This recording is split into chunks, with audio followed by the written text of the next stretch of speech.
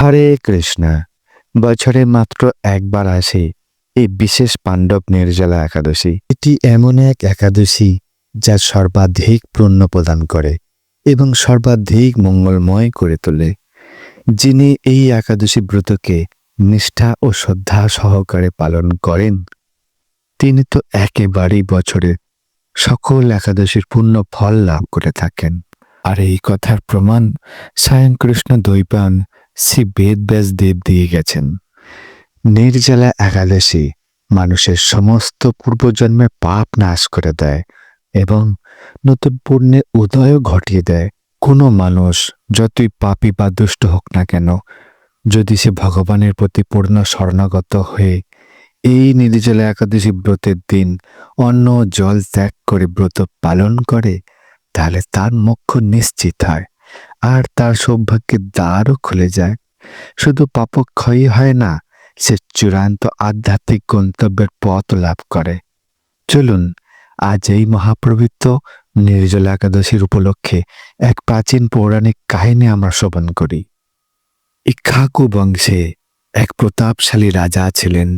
তার নাম ছিল রাজা রুক্মগত। তার এক ধর্মপরায়ণা সতী ও পতিব্রতার রানী ছিলেন। নাম ছিল সন্ধ্যাবলী।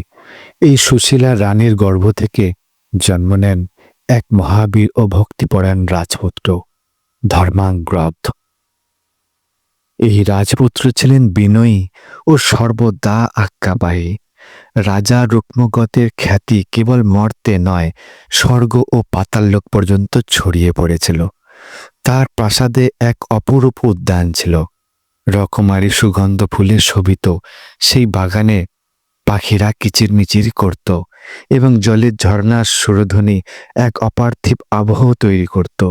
এমনকি স্বর্গলোকের দেবতাগণও এই উদ্যানে বিচরণ করতে আসতেন। স্বর্গের অপ্সরাদের কাছেও এটি ছিল এক অতীব প্রিয় স্থান। একদিন এক অপ্সরা এই বাগানে বেড়াতে এসে হঠাৎ একটি বেগুন গাছের কাঁটায় পা বেঁধে ফেলেন, আর সেই কাঁটার পরশে তার পুণ্য ক্ষয় ঘটে এবং তিনি আর স্বর্গে ফিরে যেতে পারলেন না।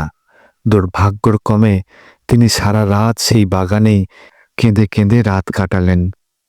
পরদিন সকালে বাগানের মালীরা সেই অপ্সরাকে দেখে অবাক হয়ে যায়। তার সৌন্দর্য ছিল অসাধারণ, কিন্তু মুখে ছিল গভীর দুঃখের ছাপ। তারা রাজাকে খবর দেন সঙ্গে সঙ্গে।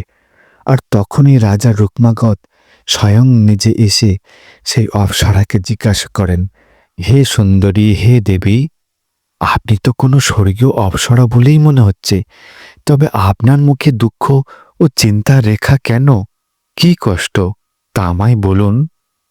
তখন অপ্সরা বললেন, হে রাজন, আমি আপনার বাগানের সৌন্দর্যে আকৃষ্ট হয়ে পড়েছিলাম আর এখানে এসেছিলাম, কিন্তু দেখুন এই বেগুন গাছের কাঁটা বিঁধে আমার পুণ্য ক্ষয় হয়ে গিয়েছে। তার ফলে আমি আর স্বর্গে ফিরতে পারলাম না। আপনি যদি সাহায্য করতে চান তবে দয়া করে আপনার এই রাজ্যে এমন কাউকে খুঁজে দিন যিনি গতকাল একাদশী ব্রত পালন করেছেন। তিনি যদি হাতে করে জল নিয়ে নিজের একাদশী পূর্ণ ফল আমাকে দান করেন, তবে আমি স্বর্গে ফিরে যেতে পারব। তখন রাজা বললেন, হে সুন্দরী দেবী, আমার রাজ্যে তো কেউ একাদশী ব্রতের নামও শোনেনি, তাই এমন কাউকে খুঁজে পাওয়াও কঠিন যে। তখন অপ্সরা বললেন, যদি কেউ না জানে, কোনো কারণে গতকাল উপবাস থেকেও থাকে, তবে তাকেও ব্রতের সংকল্প করিয়ে আমার জন্য পুণ্যফল দান করালে তাও চলবে। তখন রাজা তার রাজ্যে ধান্না ওড়ালেন যে যে ব্যক্তি গতকাল সারা দিন অনাহারে ছিল ও তৃষ্ণায় থেকেছেন, তিনি যেন রাজপ্রাসাদে অবশ্যই আসেন, তাকে পুরস্কৃত করা হবে। এইভাবে ঢান্ডা পিটিয়ে দিলেন সমস্ত রাজ্যে। পরদিন সকালে একজন বনিয়ার দাসী এসে উপস্থিত হলেন, আর সেই বনিয়ার দাসী এসে জানালেন, হে রাজন, গতকাল আমার প্রভু আমাকে অন্যায়ভাবে শাস্তি দিয়েছিলেন, তাই আমি দুঃখে সারাদিন ও সারা রাত না খেয়েছিলাম। তখন রাজা সেই দাসীকে ব্রতের সংকল্প করিয়ে দিলেন আর তখনই সেই পুণ্য ফল গ্রহণ করে অপ্সরাকে প্রদান করলেন। আর তখনই অপ্সরা ফিরে স্বর্গে ফিরে যাওয়ার জন্য প্রস্তুত হয়ে গেলেন। সঙ্গে সঙ্গে তিনি রাজা ও দাসীর প্রতি কৃতজ্ঞতা জানালেন আর স্বর্গলোকে ফিরে গেলেন। এই অপ্সরা ফিরে যাওয়া দেখে রাজা রুক্মগত আশ্চর্য হয়ে ভাবলেন, যদি ব্রতের নিয়ম না মেনে কেবল অনাহারে থাকলেও এত পুণ্য ফল হয়, তবে যদি নিয়ম সহকারে যদি ব্রত পালন করা হয় তাহলে তো অসীম পুণ্য লাভ হবে। তখন তিনি তার গুরুজনকে ডেকে একাদশী ব্রত ও তার মাহাত্ম্য জানতে চাইলেন। তখন গুরুদেব বিস্তারিত বিবরণ দিলেন আর রাজা তখনই একাদশীর সংকল্প করলেন, আমি ও আমার পরিবার প্রত্যেক মাসে সমস্ত একাদশী ব্রত পালন করব। শুধু তাই নয়, আমার প্রজাদেরও মধ্যে এই ব্রতের প্রচলন করাবো। রাজা রাজ্যে আদেশ দিয়ে দিলেন, এখন থেকে প্রত্যেকেই একাদশী ব্রত পালন করবেন। এর ফলে রাজ্যে সুখ, সমৃদ্ধি ও ভক্তির উত্থান ঘটবে। বায়ু পুরাণে বলা হয়েছে, একাদশী ব্রতং যস্ত ভক্তি মান কুরুতে নর সর্ব পাপ বিমুক্ত স বিষ্ণু জ্যাতি মন্দিরম। অর্থাৎ যে ব্যক্তি ভক্তি ভরে একাদশী ব্রত পালন করে সে সমস্ত পাপ থেকে মুক্ত হয়ে যায় এবং পরিশুদ্ধ হয়ে শ্রী বিষ্ণুর ধামে পৌঁছে যায়। বছরের প্রতিটি একাদশী পুণ্যদায়িনী ও মঙ্গলময়। তবে জ্যৈষ্ঠ মাসের শুক্লপক্ষের এই পাণ্ডব নির্জলা একাদশী সব একাদশীর মধ্যে শ্রেষ্ঠ।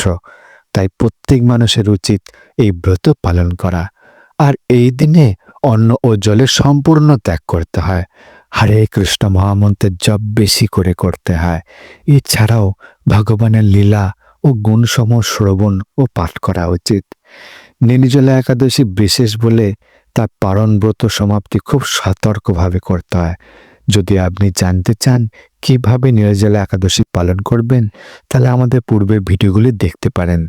নির্জলা একাদশী পালন সম্পর্কিত একটি বিস্তারিত ভিডিও আমরা প্রকাশ করব। তাই দয়া করে চ্যানেলটি সাবস্ক্রাইব করে রাখুন আর নোটিফিকেশনটি অন করে রাখুন। দেখা হচ্ছে পরে অন্য কোনো ভিডিও এবং কাহিনী নিয়ে। ভালো থাকবেন, সুস্থ থাকবেন। হরে কৃষ্ণা।